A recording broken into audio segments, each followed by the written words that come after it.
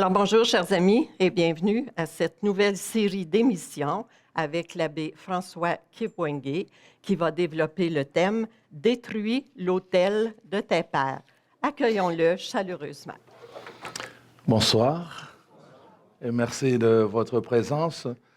C'est toujours réconfortant de voir qu'on prend le temps d'étudier la parole de Dieu et qu'on peut partager cette parole avec des personnes convaincues comme vous autres.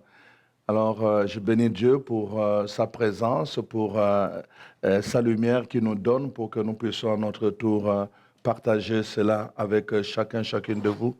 Je voudrais avec vous que nous prenions un moment pour invoquer l'Esprit de Dieu, invoquer la présence de Dieu, invoquer son onction au milieu de nous.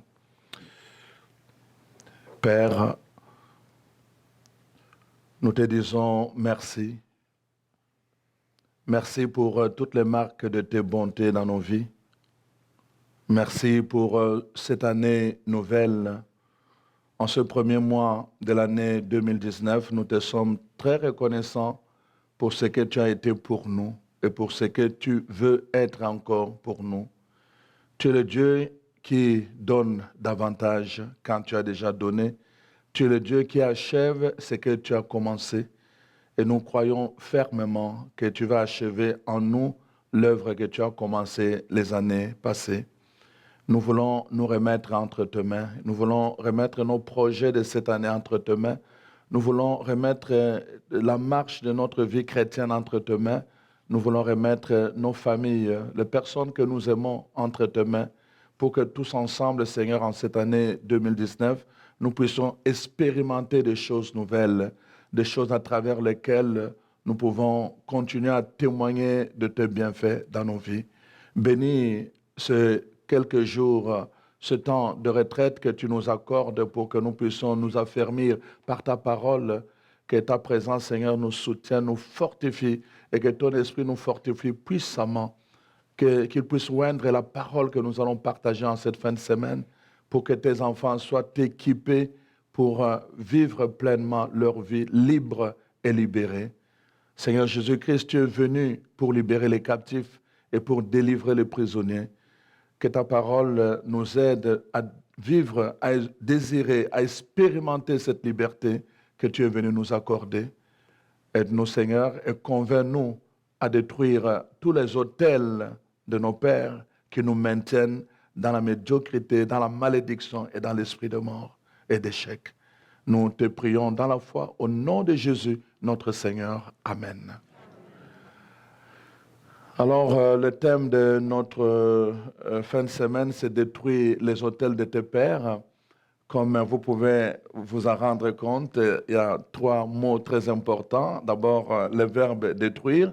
Deuxièmement, le mot autel. Et troisièmement, le père, au pluriel, que nous voulons examiner tous ensemble. C'est tellement important de prendre conscience de cela. Quand vous entendez un thème pareil, les gens peuvent se poser la question, mais qu'est-ce que nous avons encore à détruire? Quel hôtel il y a chez nous?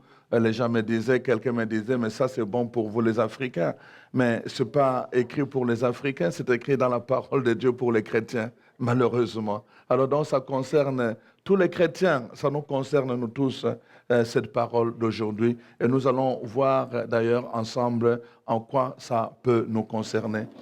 Quand vous lisez le livre de l'Apocalypse, la lettre que l'Esprit écrit aux églises, notamment le texte Apocalypse, le chapitre 2, le verset 13, l'Esprit dit ceci, et dit, je connais tes œuvres, je connais tout ce que tu fais, tout ce que tu es, je connais ta foi, ta persévérance, tout ce que tu fais pour Dieu. Mais ce que j'ai contre toi, c'est que là où tu demeures, il y a aussi le trône de Satan. Là où tu demeures, il y a un trône. Un trône qui n'est pas le trône de Dieu, un trône qui est un trône de Satan. Là où tu demeures. Là où tu demeures, ça peut être ta maison. Là où tu demeures, ça peut être ta famille. Là où tu demeures, ça peut être ta communauté. Il y a un trône.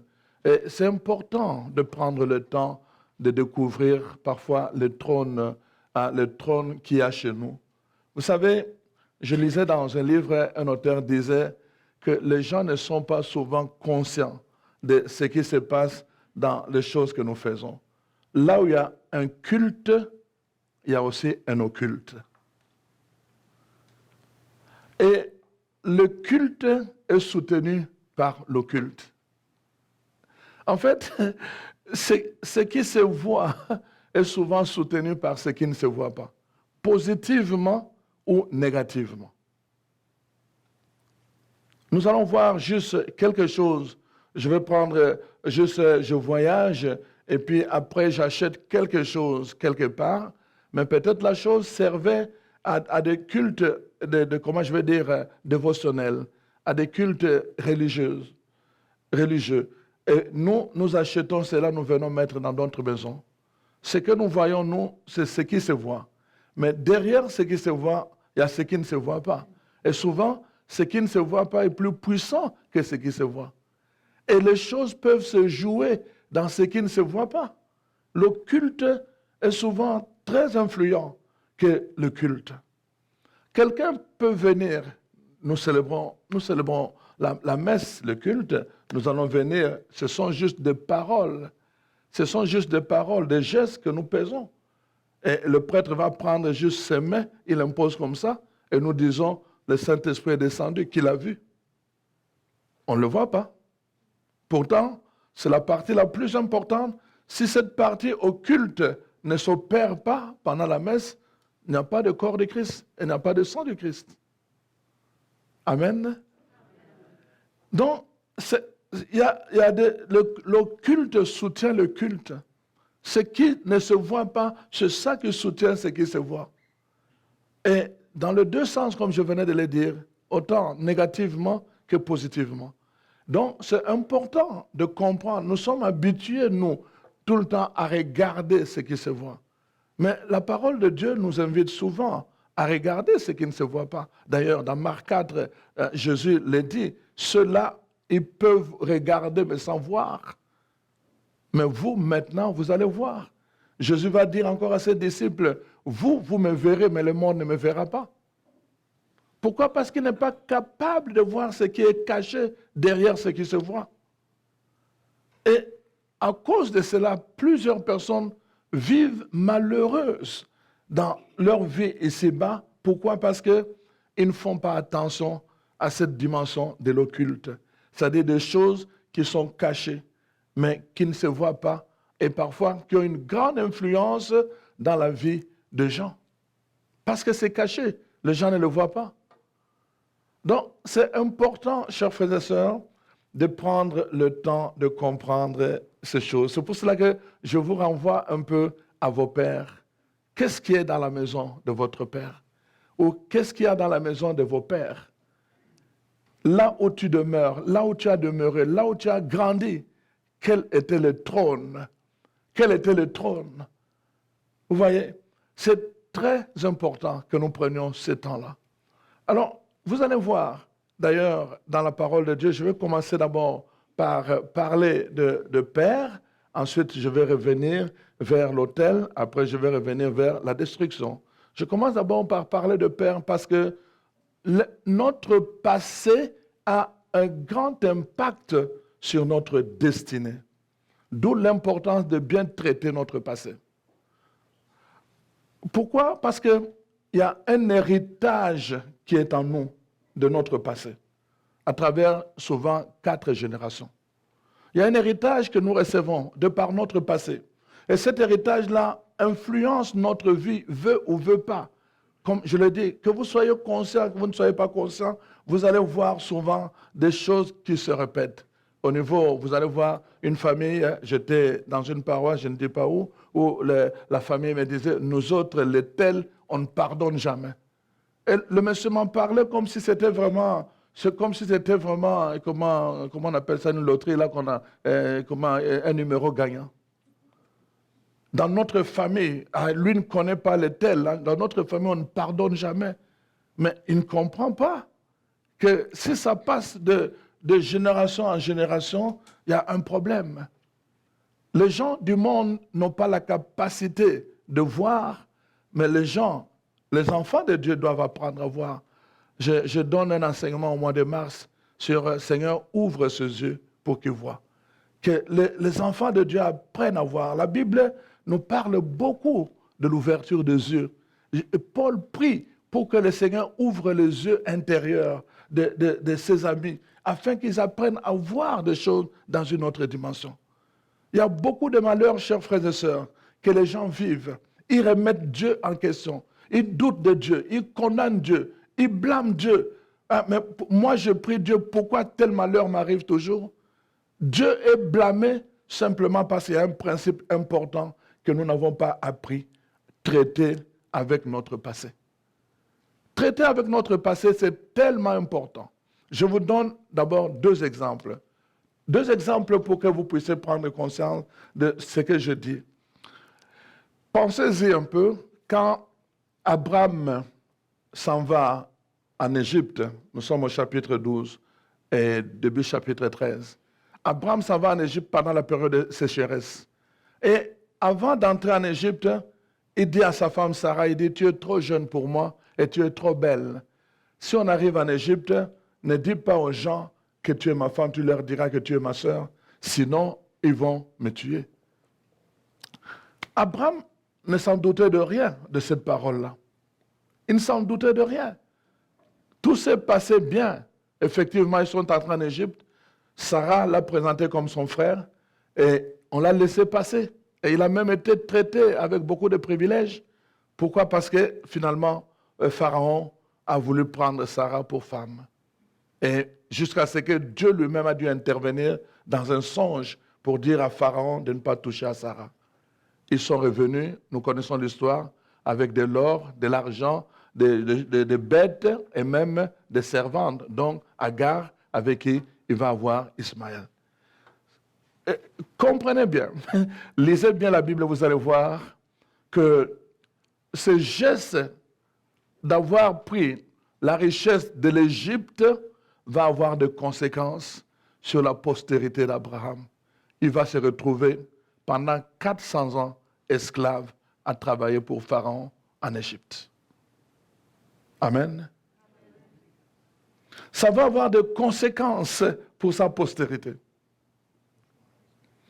On ne fait pas attention à certaines choses, on ne prend pas le temps de traiter avec notre passé, on voit simplement les conséquences et on blâme Dieu.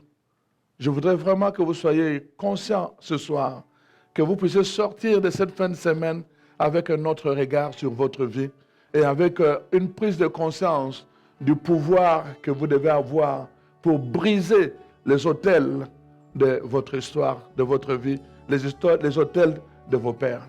C'est tellement important et nous devons vraiment travailler là-dessus avec et grâce à la parole et la lumière que la parole va nous donner. Par le Seigneur comme témoin et doit accepter au fond la mission en serviteur, en servante du Seigneur, un peu comme Marie. Dieu est celui qui au fond de nous-mêmes nous dit « Tu vaux plus que ce que tu crois être. Tu peux faire plus que ta faiblesse. Tu peux t'ouvrir aux autres plus que tu penses. » Alors, chers amis, nous revenons sur notre thème « Détruire les autels, l'autel de tes pères ». Donc, je commençais par vous dire clairement que nous devons prendre conscience d'une vérité fondamentale. Derrière chaque culte, il y a un occulte. Et que je vous ai dit que les choses qui sont les plus puissantes, souvent, sont dans l'occulte plutôt que dans le culte. C'est dans ce qui ne se voit pas plutôt que dans ce qui se voit. Et la parole de Dieu nous invite à exercer notre regard sur ce qui ne se voit pas. La parole de Dieu revient là-dessus. Ce qui est important, ce n'est pas ce qui se voit, mais ce qui ne se voit pas. Mais nous devons être capables d'entrer justement dans ce regard perçant, capable de comprendre les choses que tout le monde ne peut pas comprendre, de voir ce que tout le monde ne peut pas voir, même en regardant, d'entendre tout ce que tout le monde ne peut pas entendre quand nous avons les oreilles ouvertes. C'est ça, en fait, l'avantage, le privilège que Dieu nous donne en tant qu'enfants de Dieu.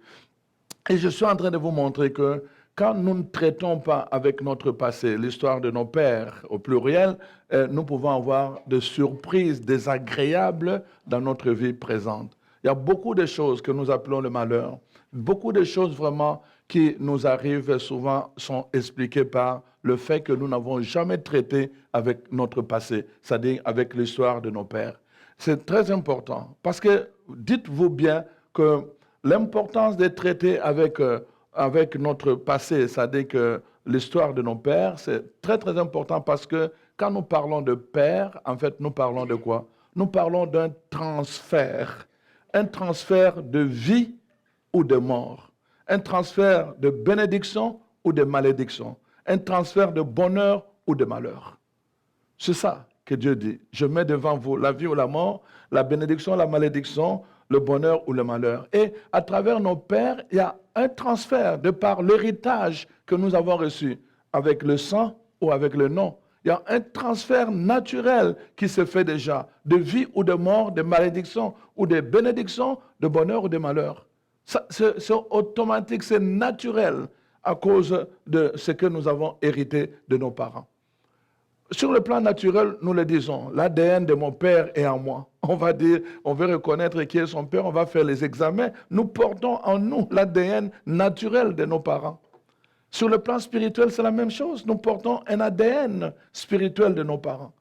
Et c'est important de les traiter avec ça. Je vous ai donné donc l'exemple d'Abraham. Premièrement, on voit les conséquences avec sa postérité. Mais plus proche d'Abraham, il y a Isaac. Imaginez quand Abraham est allé en Égypte, Isaac n'était même pas encore né. Il n'était même pas né. Et imaginez-vous, des années après, Isaac va naître difficilement, à un âge très avancé, il grandit, son père lui fait prendre une femme, Rebecca, et puis à un moment donné, Isaac décide d'aller vivre dans un autre pays, les Abimelech. Et voilà qu'il arrive là-bas, sans avoir entendu l'histoire de son père, il réagit de la même façon, dans Genèse 26. Il réagit de la même façon. Il va dire à sa femme, ne dis pas à ce peuple que tu es ma femme, sinon ils vont me tuer. Tu vas dire que tu es ma sœur. Et ils vont passer comme ça pour frères et sœurs, jusqu'au jour où le roi était en train de se promener et il regarde Isaac en train de s'embrasser avec Rebecca. À travers la fenêtre, il le voit. Et il vient vers eux et dit, mais pourquoi tu nous as fait croire que c'était ta sœur? La façon dont tu l'embrasses, ce n'est pas comme ça qu'un frère peut embrasser sa sœur. C'est sûrement ta femme. Et là, il va avouer. Imaginez, son père a fait la même chose, il n'était même pas né. Et on voit, Isaac reproduit la même chose dans un autre contexte, sans s'en rendre compte. Et je peux vous en raconter encore dans la postérité d'Abraham.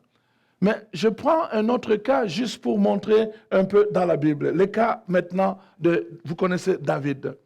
Avec le premier livre de Samuel, ça commence là-bas. Et puis finalement, on connaît l'histoire de David qui est le roi. Et le chapitre 17 en particulier, ça commence là. Et puis finalement, un beau jour, il était en train de se promener sur le balcon de sa tour royale et il voit une femme nue.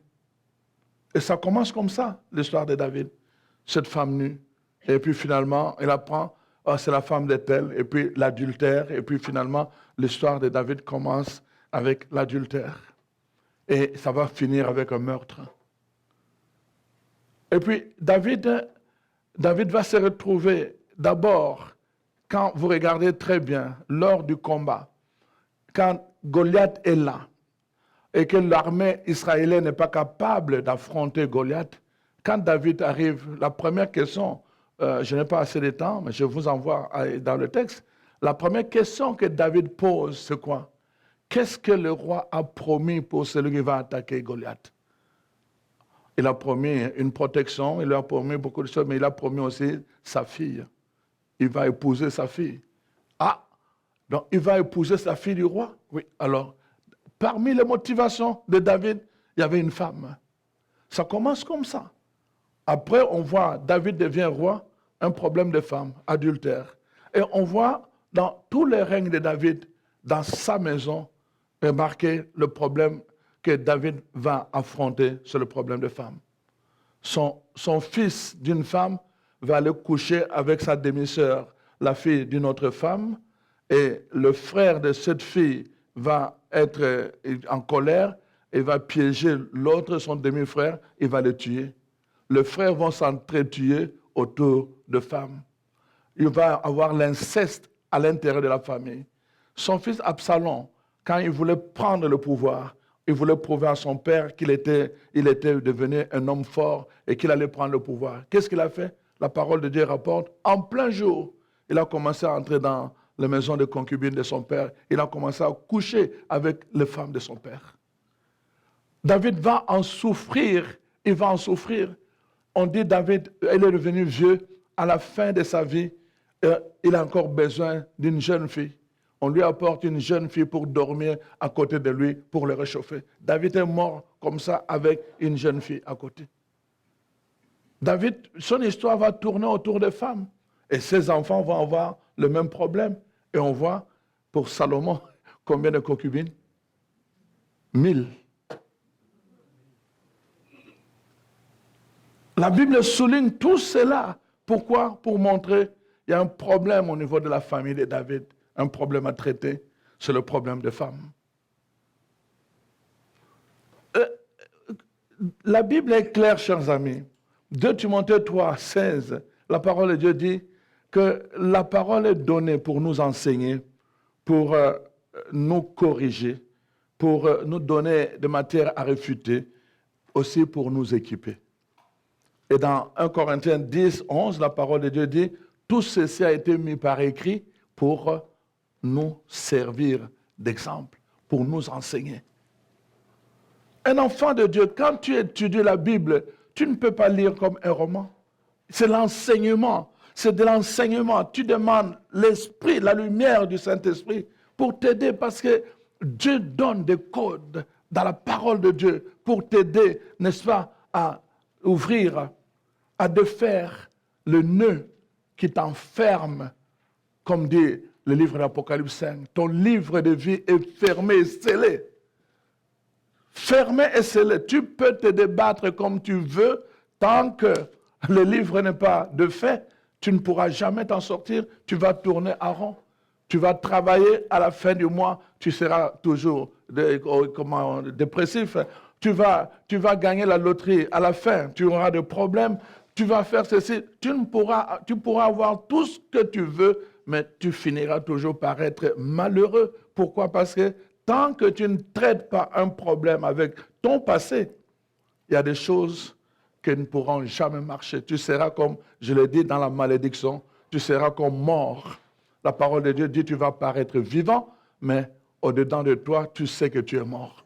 Les gens qui te verront à l'extérieur disent, ah, moi j'aimerais être comme lui, mais toi, au-dedans de toi-même, tu vas dire, pauvre moi, les gens m'envient, mais s'ils savaient comment je souffre. Oui, tu souffres. Amen. Tu dois traiter avec le passé.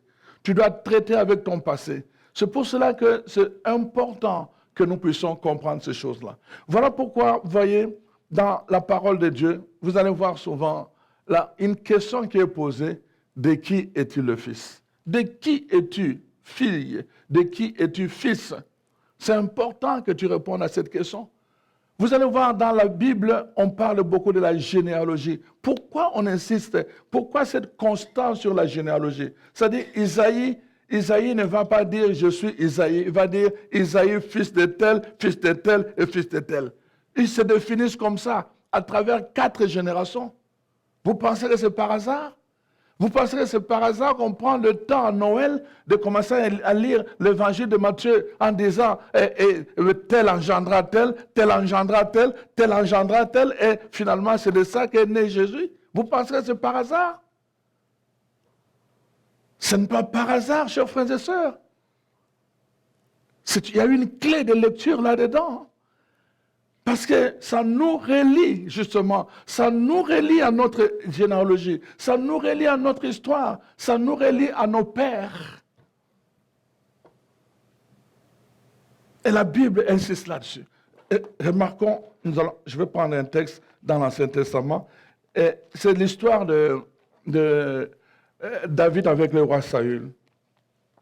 Je trouve ça intéressant un peu, l'histoire de David avec le roi Saül, dans le livre de Samuel. J'aimerais vous faire lire un peu ce passage-là parce que j'estime que c'est très, très important pour comprendre ce que je vais vous dire. Alors, qu'est-ce qui se passe avec... excusez-moi.